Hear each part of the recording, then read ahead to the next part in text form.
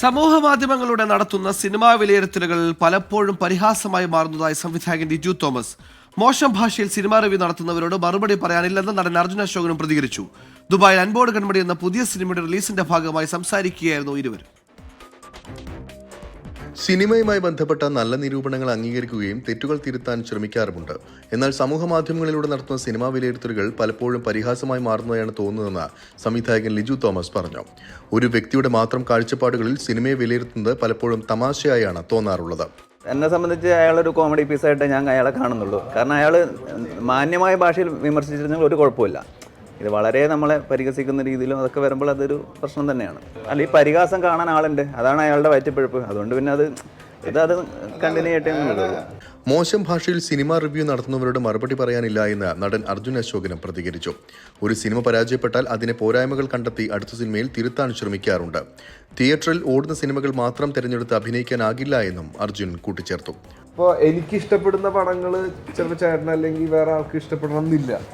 ഇപ്പോൾ ഒരു സിനിമനെ പറ്റി കീറി മുറിക്കുക അല്ലെങ്കിൽ ഒരു റെസ്പെക്ട്ഫുള്ളി പറയുക അല്ലെങ്കിൽ അത്രയും ഡിസ്റെസ്പെക്ട് ചെയ്ത് പറയാൻ പാടില്ല എന്നാണ് എൻ്റെ ഒരു വിശ്വാസം.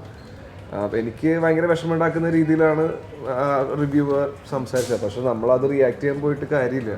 കാരണം അയാൾക്ക് സംസാരിക്കാനുള്ള എല്ലാ ഫ്രീഡവും ഉണ്ട്, അംഗീകരിക്കുക അതിനെപ്പറ്റി പറയാനുള്ള എല്ലാ ഫ്രീഡവും ഉണ്ട്. പുള്ളി കാശ് കൊടുത്ത് പടം കണ്ടതാണ്. അപ്പോൾ നമ്മളെന്താ ചെയ്യുന്നത് വെച്ചാൽ അതിൽ നമുക്ക് തോന്നുന്ന ശരിയായിട്ടുള്ള ഭാഗങ്ങൾ എടുത്തിട്ട് തിരുത്താന്നുള്ള കാര്യം മാത്രമേ ഉള്ളൂ. അല്ലാണ്ട് നമ്മൾ അതിനെ അഗെയിൻസ്റ്റ് സംസാരിക്കാനോ അതിനെ പ്രവർത്തിക്കാൻ പോയി കഴിഞ്ഞാൽ നമ്മളെ വ്യത്യാസം ഉണ്ടാവില്ല അത് തമ്മിൽ. അപ്പോൾ ജസ്റ്റ് റെസ്പെക്റ്റ് ചെയ്യുക. നമ്മൾ ചെയ്യുന്ന ഒരു പ്രവൃത്തിയാണ്, ഇത്ര ആൾക്കാരുടെ പരിപാടിയാണ്. അത് മുപ്പരക്ക് അറിയണമെന്നില്ല, അല്ലെങ്കിൽ ആർക്കും അറിയണമെന്നില്ല. പക്ഷേ തരം താഴ്ത്തി സംസാരിക്കാതിരിക്കാൻ ശ്രമിക്കാമെന്ന് മാത്രമേ പറയാം.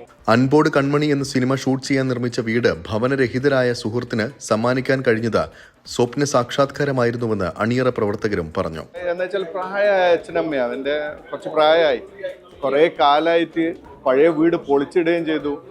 താമസിക്കാൻ പറ്റാണ്ട് ഒരു നോർമൽ ഷെഡ് ചെറിയൊരു ഷെഡ് എന്ത് വേണമെങ്കിൽ വിളിക്കാം, അങ്ങനത്തെ ഒരു സാധനത്തിൽ നിന്നിട്ട് പെട്ടെന്ന് ആൻഡ് ഇറ്റ് വാസ് ഒരു ചെറിയ വീടായിരുന്നില്ല, നല്ല 1800 സ്ക്വയർ ഫീറ്റിൻ്റെ നല്ല കിച്ചൺ, ബിൽറ്റ് ഇൻ കിച്ചൺ എല്ലാം ചെയ്തിട്ടാണ് പ്രോപ്പറായിട്ടാണ് കൊടുത്തത്. നടൻ നവാസ് വള്ളിക്കുന്ന്, നടി അനഘ, ഓവർസീസ് ഡിസ്ട്രിബ്യൂട്ടർ രാജൻ വർക്കല എന്നിവരും വാർത്താ സമ്മേളനത്തിൽ പങ്കെടുത്തു. 24 ദുബായ്.